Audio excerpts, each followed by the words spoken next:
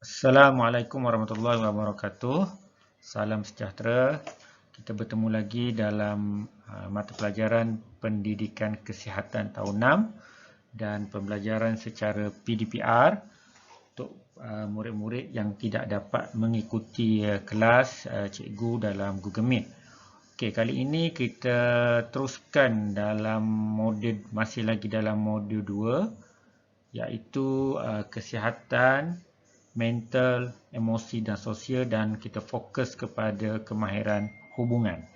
Maksud ni kalau murid-murid lihat pada gambar yang terpapar di sini pun adalah situasi melibatkan perhubungan antara manusia dengan manusia lah, kita dengan orang lain.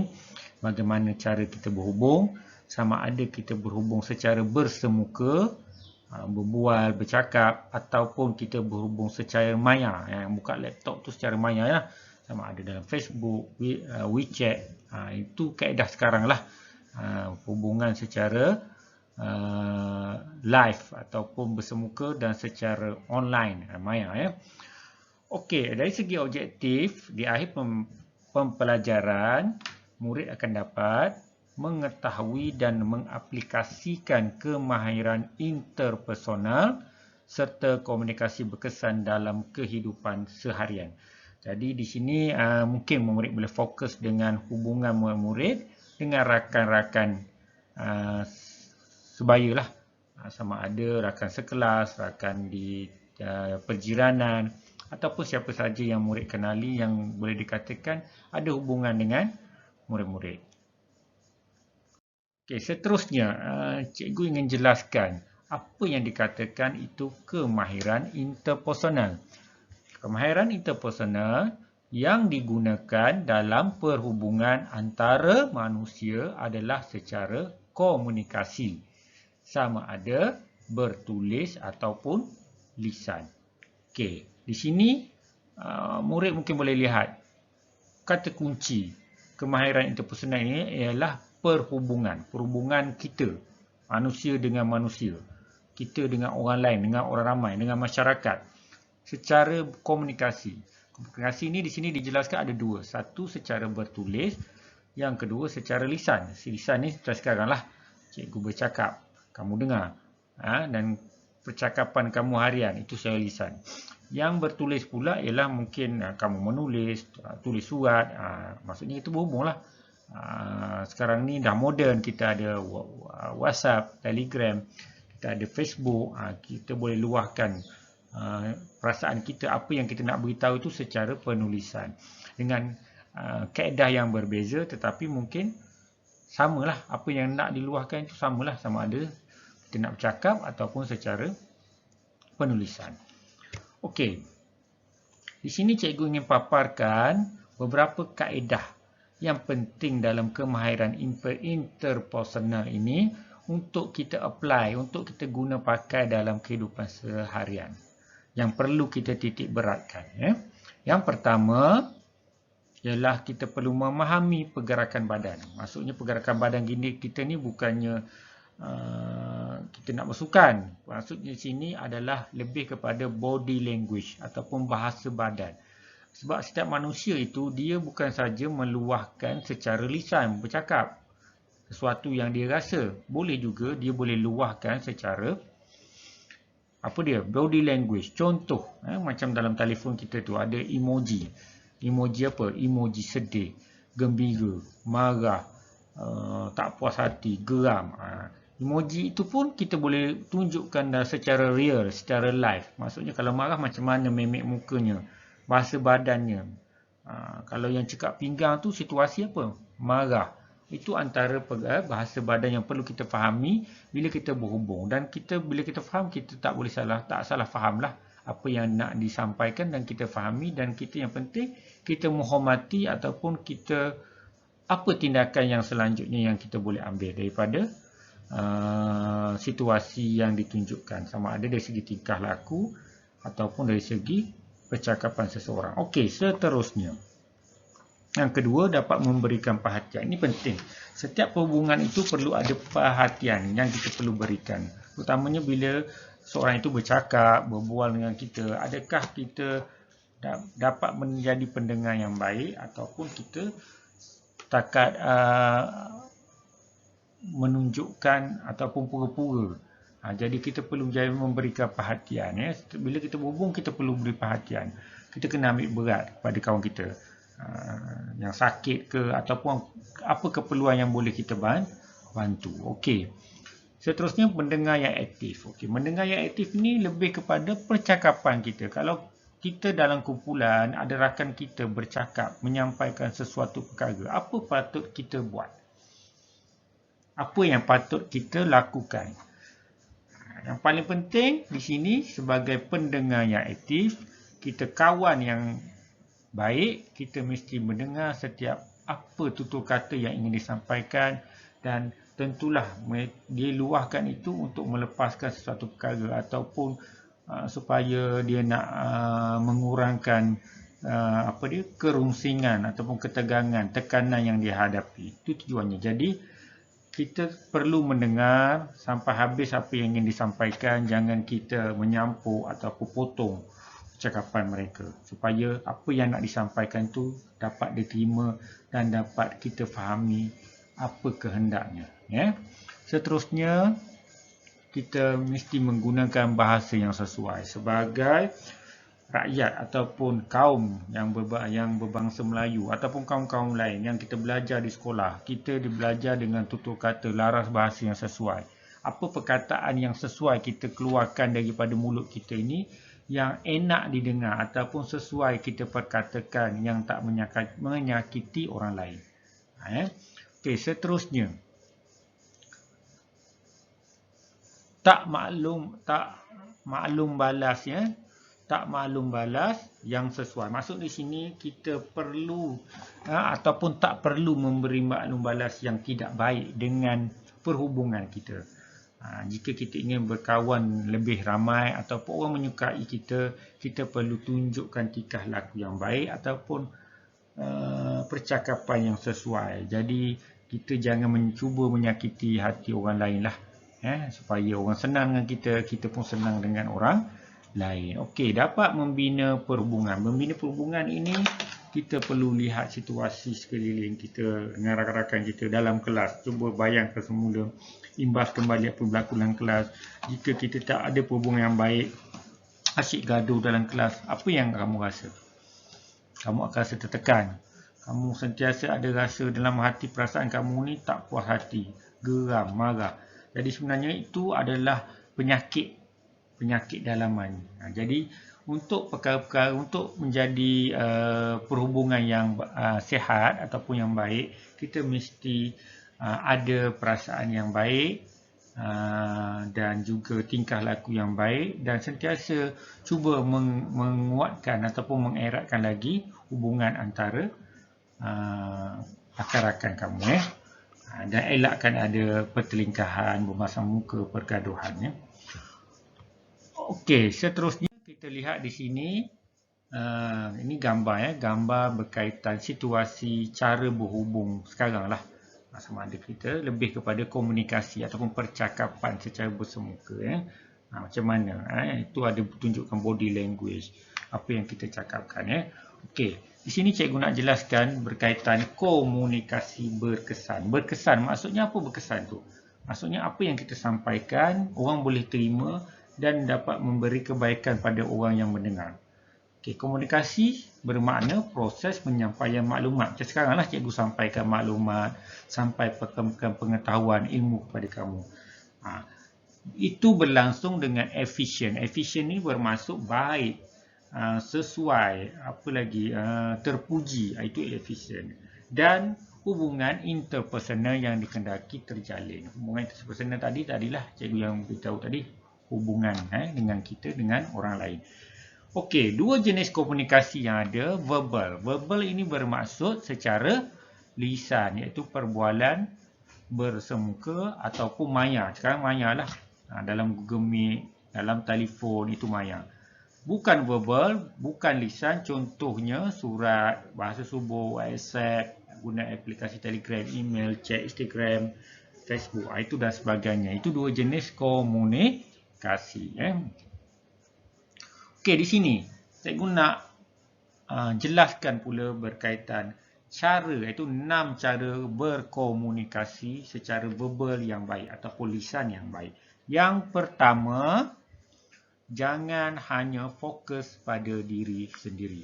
Bila kita bercakap dengan rakan kita, berbual, menyampaikan sesuatu perkara, jangan kita riak ataupun fokus pada diri kita. Nak menceritakan kebaikan kita sahaja. Apa-apa berbalik pada kita. Kita lebih kepada diri kita. Sedangkan orang yang mendengar itu, kita beramai. Bukan kita seorang. Bukan kita cakap seorang dan kita ada kawan kita mendengar. Mungkin dia ada perasaan yang tak, mungkin berlaku perasaan yang tak baiklah. Mungkin murid fahamlah. Kalau orang yang cerita tentang kehebatan diri dia saja, itu tak bagus. Kalau nak cerita sikit-sikit bolehlah. Kita kena meraihkan rakan-rakan kita yang mendengar ataupun kita sedang berbicara berbual itu ya. Okey, yang kedua, kita perlu menjadi mendengarkan dengan baik. Itu pendengar menjadi mendengar dengan baik. Jadi kita jadi mendengar dengan baik. Maksudnya apa yang diperkatakan seperti cikgu sebutkan tadi, kita kena dengar baik-baik, kena faham supaya tiada kekeliruan apa yang disampaikan. Dan kita yang penting kita positif. Apa yang disampaikan tu memberi manfaat pada kita ataupun rakan kita yang menyampaikan ya. Seterusnya yang ketiga, dapat mengawal nada suara dan bahasa tubuh. Cara kita bertingkah laku kita. Jangan nak bercakap tu cekak pinggang, tahu cekak pinggang. Itu tak sesuai. Suara yang kuat. Bahasa yang jelas, sopan dan elakkan guna bahasa ataupun menghina rakan. Itu sangat tak sesuai ya. Okey, yang keempat, bersikap jujur dan terbuka. Sebagai seorang kawan ataupun kita berhubung dengan sahabat kita, mesti kita mengamalkan sikap yang jujur dan terbuka. Jika ada ketidakpuasan, tidak puas hati terhadap rakan kita, kita kena berbincang dan berbicara dengan jelas, terbuka. Apa yang kita tak setuju dan kita kena menerima pendapat-pendapat rakan-rakan kita. Jujur. Jangan kita ambil kesempatan dengan rakan kita. Jika ada kelebihan tertentu pada rakan kita, mungkin dia banyak duit ke, selalu bawa makanan ke, apa ke, itu bukan tujuan sebenar kita nak bersahabat. Bersahabat ni mesti ada tujuan. Tujuan bersahabat kita nak menambah apa? Menambah rakan kita supaya kita ni ramai kawan dan dapat berkongsi maklumat, idea, ilmu dan sebagainya. Okey, yang kelima, bersikap mendukung, menyokong dan empati atau empati. Apa itu mendukung, menyokong? Kita kena ada satu sikap atau sifat yang positif terhadap apa yang disuarakan oleh rakan-rakan kita. Kita kena sokong mereka jika apa yang disampaikan itu adalah perkara yang baik, yang positif. Jangan pula kita jadi batu api. Kita pula jadi orang yang tak bersetuju, menyekat. Jadi perkara yang baik kita galakkan ya. Dan yang terakhir di sini, jangan memberi nasihat tanpa diminta. Okey, di sini cikgu nak jelaskan nasihat itu bagus, cuma situasi keadaan. Kita kena lihat keadaan. Jangan sampai kita memberi nasihat seseolah rakan kita tu dengar macam menghina pula. Niat kita nak beri nasihat tapi macam menghina dia. Jadi melibatkan mungkin ada berlaku ketidakpuasan rakan kita yang mendengar lah. Jadi kita kena berhati-hati, sesuaikan. Masa tak sesuai, apa yang nak disampaikan tu perlu kita simpan dahulu. Mungkin kita kena ada cara lain untuk memberi nasihat ya. Jangan sampai mereka rasa seolah diri dia terlalu teruk, dia rasa rendah diri. Kita jangan sampai macam tu ya. Jadi itu salah satu ataupun 6 cara komunikasi lisan yang baik ya. Okay, seterusnya, di sini cikgu paparkan suasana ataupun senario gambar yang kalau kata murid-murid dapat lihat di sini adalah situasi persahabatan. Yang macam mana tu? Persahabatan macam mana? Tentu dari segi situasi ataupun gambaran yang tunjukkan situasi di situ menunjukkan apa? Kegembiraan, seronok. Jadi tidak berlaku macam salah faham, macam ada murung, macam ada tak puas hati, tak ada. Jadi ini gambaran ataupun ciri-ciri persahabatan yang sihat. Okey. Apa dia ciri-ciri persahabatan yang sihat ini? Yang pertama, sentiasa ikhlas membantu rakan dalam kesusahan. Ingat, kita kena ada niat ataupun kita kena cuba usahakan jika ada rakan kita yang memerlukan pertolongan. Okay, yang kedua, berbudi pekerti dalam tingkah laku dan sopan dalam percakapan. Ini dah disebut tadi, tingkah laku kita sebenarnya bila kita bersahabat, orang memahati kita. Sikap kita. Jadi sebenarnya mereka kita bila di ramai kita kena jaga tingkah laku, budi pekerti, percakapan kita. Nah itu melambangkan diri kita ni siapa, ya? Adakah kita ni kelompok orang yang baik, orang yang macam mana? Jadi kita kena kawal itu semua. Dan yang penting kita kena ikutlah apa yang baik, apa yang positif kita kena tunjukkan, ya. Yang ketiga, menghormati hak ataupun barang kepunyaan orang lain ataupun rakan kita. Ingat, setiap manusia itu dia ada hak personal dia, individu dia ataupun yang tidak mahu dikongsi oleh orang lain dan kita kena hormati. Jangan kita suka-suka ambil barang dia. Hak yang mereka ada. Okey. Yang seterusnya, sentiasa menyokong tindakan baik yang dilakukan oleh rakan. Kita kena positif. Apa yang rakan-rakan, jika perkara yang nak dilaksanakan tu baik, kita kena sokong. Malah kita kena turut serta bersama mereka untuk merealisasikan ataupun memastikan perkara yang nak dilaksanakan, yang laksanakan itu dapat dilakukan dengan sempurna ataupun baik.